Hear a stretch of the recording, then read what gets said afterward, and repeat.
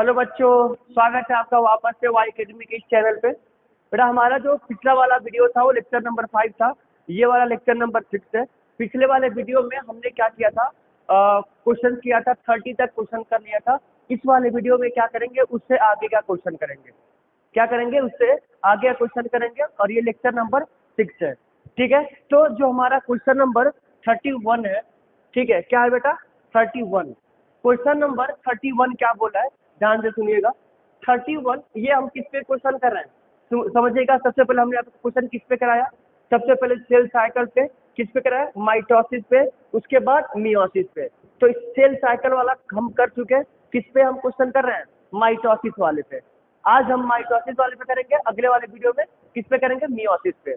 समझ रहे हैं ना। तो आइए क्वेश्चन नंबर 31 देखते हैं। लिखा है spindle fibre unit which structure of chromosome, which structure of chromosome. जो स्पिंडल फाइबर होता है वो क्रोमोसोम के किस स्ट्रक्चर पे होता है। अब ये क्वेश्चन हमने बताया नहीं था कि ये क्या है, क्रोमोसोम है। ऐसे क्रोमोसोम होता है और क्रोमोसोम के बीच में क्या प्रेजेंट होगा, ये स्पिंडल फाइबर। देखिएगा ये क्या होगा, स्पिंडल फाइबर होगा, स्पिंडल फाइबर। और जो स्पिंडल फाइबर है यहाँ पर, तो यहाँ पर क्या बनता है बेटा, एक स्पिंडल शेप का स्ट्रक्चर बनता है। ऐसा एक स्पिंडल शेप का स्ट्रक्चर बनता है जिसे क्या कहते हैं, काइनेटोकोर। समझिएगा, ये हमारा हो गया सेंट्रोमियर। क्या हो गया, सेंट्रोमियर। और स्पिंडल शेप जिसका बना हुआ था उसे क्या कहते हैं, काइनेटोकोर। तो जरा देखिएगा कहाँ लिखा है काइनेटोकोर, सी वाला ऑप्शन, सी लिखा है काइनेटोकोर। तो 31 का आंसर हो गया सी। 31 का आंसर क्या हो गया बेटा, सी हो गया। 31 का आंसर हो गया सी। समझ रहे हैं ना। ये हमने क्वेश्चन कर चुका है, तीसरा या चौथा क्वेश्चन है, मतलब काइनेटोकोर पे। ठीक है, तो 31 का सी हो गया। आइए अगला क्वेश्चन हम देखते हैं, question number 32। Question number 32, microtubule is involve in the, microtubule किसमें इन्वॉल्व होता है, समझिएगा। माइक्रोट्यूब्यूल जो होता है किसमें इन्वॉल्व होता है, मसल्स कंट्रैक्शन नहीं। मसल्स कंट्रैक्शन में क्या होता है, माइक्रोट्यूब्यूल इन्वॉल्व नहीं होता है। मेम्ब्रेन आर्किटेक्चर नहीं। सेल डिवीजन, डीएनए री रिकॉग्नाइजेशन, डीएनए रिकॉग्नाइजेशन में भी नहीं होता है। किसमें होता है, सेल डिवीजन में। माइक्रोट्यूब्यूल क्या होता है, माइक्रोट्यूब्यूल क्या होता है, तो इसका 32 का आंसर होगा सी। बट आइए मैं आपको ये दिखाना चाहता हूँ कि होता कैसा है, माइक्रोट्यूब्यूल क्या होता है। प्लीज देखिएगा, देखिएगा। सबसे पहला हमारे पास, समझिएगा, हमारे पास क्या होता है, प्रोटीन होता है। ठीक है,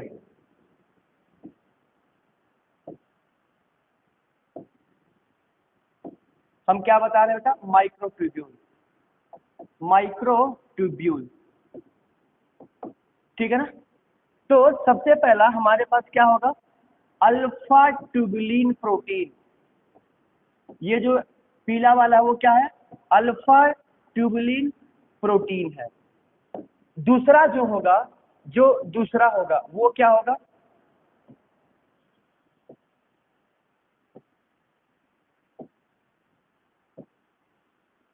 दूसरा जो है वो है beta tubulin protein. Beta tubulin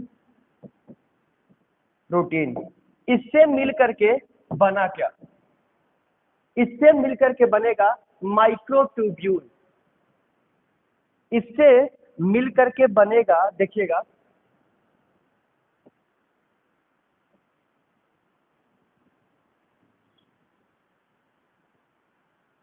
क्या बन गया, इससे बन के बनेगा ट्यूब्यूल। ये क्या बन गया, ट्यूब्यूल बन गया। इसका नाम है ट्यूब्यूल। ठीक है ना, ये ट्यूब्यूल बन गया। और 27 ट्यूब्यूल मिल करके, ठीक है ना, 27 ट्यूब्यूल मिल करके क्या बनाएगा, ये 27 ट्यूब्यूल मिल करके वो बना देता है माइक्रो ट्यूब्यूल। क्या बनाता है, माइक्रो ट्यूब्यूल बनाता है।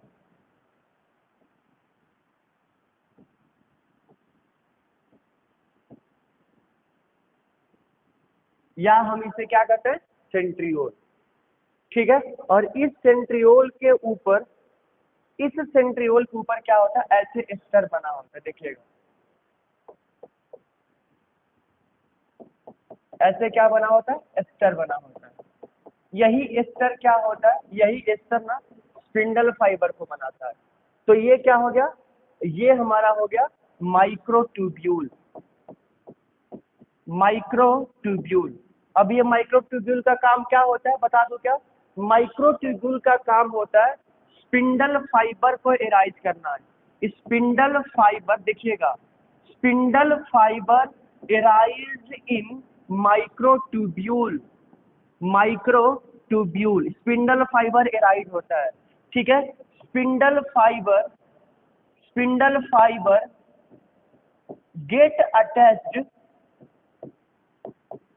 get attached to kinetochore, get attached to kinetochore। Kinetochore से क्या होता है, वो अटैच होता है। मतलब कैसे अटैच होता है, तो ऐसा कुछ अटैच होगा। देखिए ये क्या हो गया, माइक्रोट्यूब्यूल, ये क्या हो गया, माइक्रोट्यूब्यूल। अपोजिट पोल पे क्या होता है, माइक्रोट्यूब्यूल रहता है, इधर माइक्रोट्यूब्यूल होता है, इधर इधर। और इस माइक्रोट्यूब्यूल के चारों तरफ क्या होता है, ऐसे क्या बना होगा, एस्टर बना होगा। देखिएगा ऐसे क्या बना है, एस्टर बना है। ये क्या है, एस्टर है, एस्टर है। और इसी एस्टर से, इस एस्टर से क्या एराइज करवाता है, ये स्पिंडल फाइबर। क्या एराइज करवा रहा है, स्पिंडल फाइबर। और जो यहाँ पर क्रोमोजोम बने हैं, जो यहाँ पर क्रोमोजोम बने हैं, तो इस क्रोमोजोम के पास क्या होगा, यहाँ पर सबसे पहला यहाँ पे क्या होगा, देखिएगा सेंट्रोमियर, सेंट्रोमियर, सेंट्रोमियर। उस सेंट्रोमियर के ऊपर क्या प्रेजेंट होगा, ऐसा काइनेटोकोर। देखिएगा ये क्या प्रेजेंट होगा, काइनेटोकोर। ये क्या प्रेजेंट होगा, काइनेटोकोर। ये क्या प्रेजेंट होगा, काइनेटोकोर। ये क्या प्रेजेंट होगा, काइनेटोकोर। ये हमारे पास काइनेटोकोर। तो बताइएगा कि माइक्रोट्यूब्यूल जो होता है, इसका नाम क्या है, माइक्रोट्यूब्यूल। माइक्रोट्यूब्यूल का काम क्या होता है, help in cell division. Help in cell division. Cell division में क्या करता है बेटा, ये हेल्प करता है। सेल डिवीजन में क्या करेगा, ये हेल्प करेगा। आप चाहे तो इसे स्क्रीनशॉट लेकर के वीडियो को पोस्ट करके लिख सकते हैं। तो माइक्रोट्यूब्यूल क्या होता है, ये होता है। माइक्रोट्यूब्यूल क्या होगा बेटा, ये होगा, ठीक है ना। क्या हो गया, माइक्रोट्यूब्यूल। मेन क्या होगा इसका, मेन मेन ये है कि हेल्प इन सेल डिवीजन। मैंने डब्बा में बंद कर दिया, क्या होगा, सेल डिवीजन। तो दो टाइप के प्रोटीन से मिलकर बने होते हैं, अल्फा ट्यूबुलिन, बीटा ट्यूबुलिन। उससे क्या बना, ट्यूब्यूल बना। 27 ट्यूब्यूल से बनने के बाद से क्या बना, माइक्रोट्यूब्यूल। फिर वो क्या करेगा, सेल डिवीजन में हेल्प करेगा, ठीक है। तो माइक्रोट्यूब्यूल का काम क्या होगा, माइक्रोट्यूब्यूल का काम होता है help in cell division. Help in क्या होगा, हेल्प इन हो जाएगा सेल डिवीजन। तो 32 का जो आंसर होगा, 32 का जो आंसर होगा वो क्या हो जाएगा बेटा, सी। 32 का आंसर हो जाएगा सी। 32 का क्या आंसर हो जाएगा, सी हो जाएगा, ठीक है ना। 32 का आंसर हो गया सी, सेल डिवीजन। आइए अगला क्वेश्चन देखते हैं, क्वेश्चन नंबर 33। क्वेश्चन नंबर 33 लिखा है, how many mitotic division are needed for a single cell to make 128 cell. कितने सेल से 120, कितना सेल होगा कि हम उससे क्या माइटोटिक डिवीजन में 128 करवा सकते हैं, कितना 128 करा सकते हैं, ठीक है। तो क्या होगा वहां पे आंसर, बताइएगा, बोलिए, ठीक है। कैसे होगा इसको, आइए हम आपको सॉल्व करके दिखाते हैं। देखिएगा सबसे पहला क्या होगा, यहाँ पर एक सेल है, एक से कितना बनेगा, एक से बनेगा दो, तो एक हो गया। दो से कितना बनेगा, चार, तो ये हो गया कितना, दो। चार से कितना बना, चार से बन जाएगा आठ, तो ये हो जाएगा तीन। माइटोटिक सेल की मैं बात कर रहा हूँ, सिंगल सेल टू में, ठीक है ना। माइटोटिक डिवीजन एक हो गया, दो हो गया, तीन। अब आठ से क्या होगा, आठ से हो जाएगा 16, 16 से 32, 32 से 64, मतलब कि 64, 64 से 128, कितना हो गया, 128। तो कितना माइटोटिक डिवीजन हुआ, कितना माइटोटिक डिवीजन हुआ बेटा, देखिएगा एक,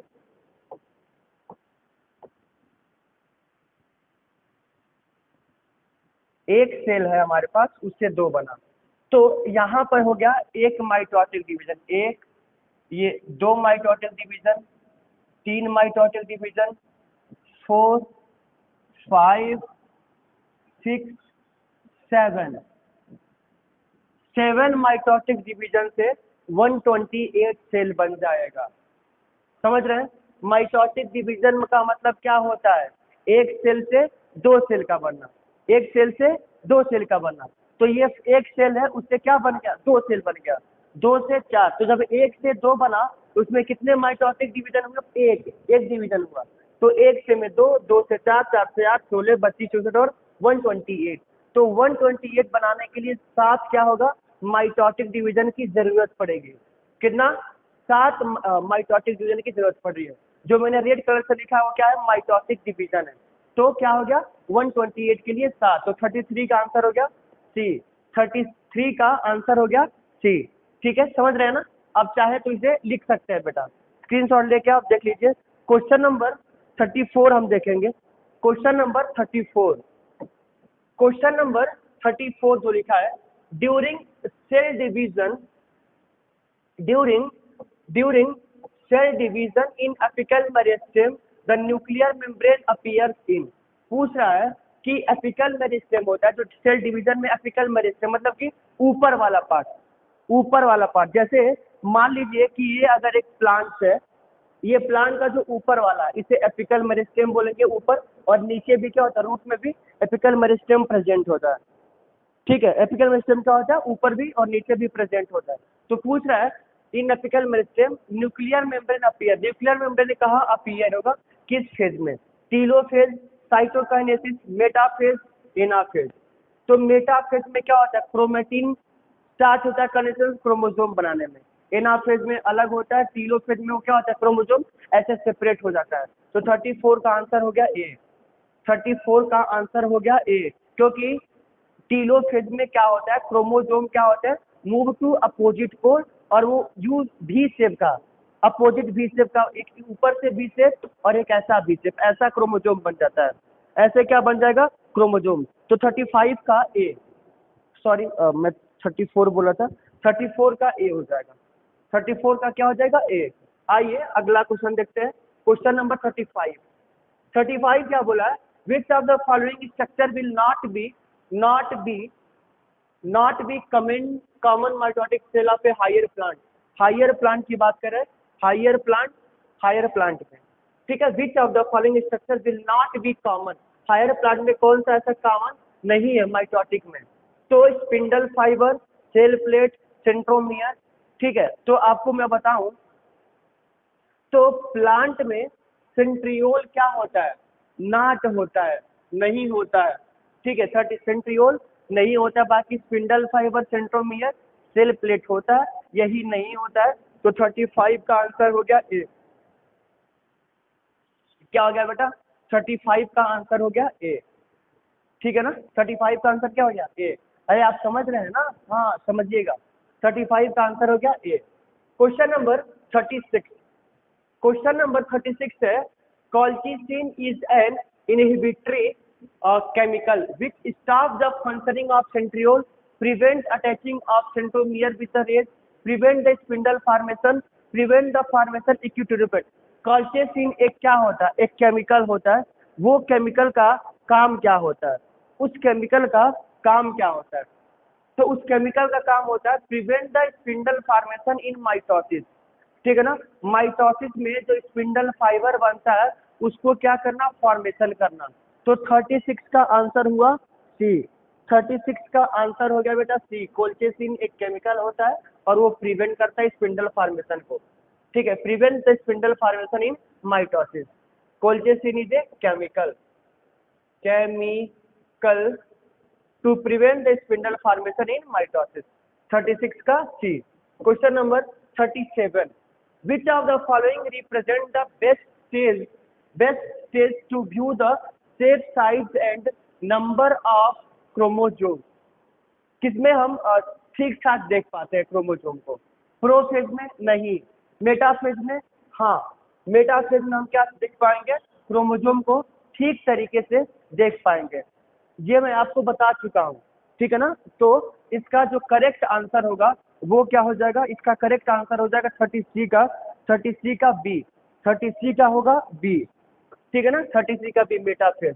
अरे भूल गए क्या, ऐसा एक क्या होता है, सेल होता है, यहाँ पे सेंट्रियोल, यहाँ पर सेंट्रियोल, सेंट्रियोल से क्या एराइज होता है, स्पिंडल फाइबर एराइज होता है, क्रोमोसोम क्या होता है, बीच में होता है। तो हम कहाँ देखते हैं क्रोमोसोम को, हम देखते हैं मेटाफेज में।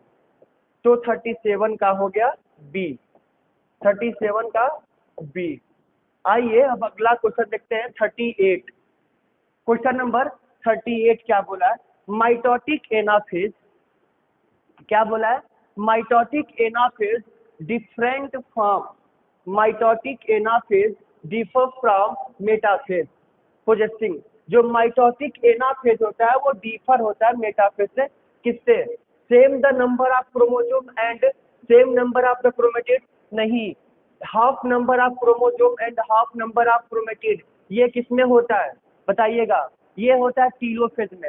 Half number of chromosome and same number of chromosome नहीं, ठीक है, same number of chromosome and half number of chromatid, ये क्या हो जाता है, क्रोमेटिड हाफ नंबर हो जाता है।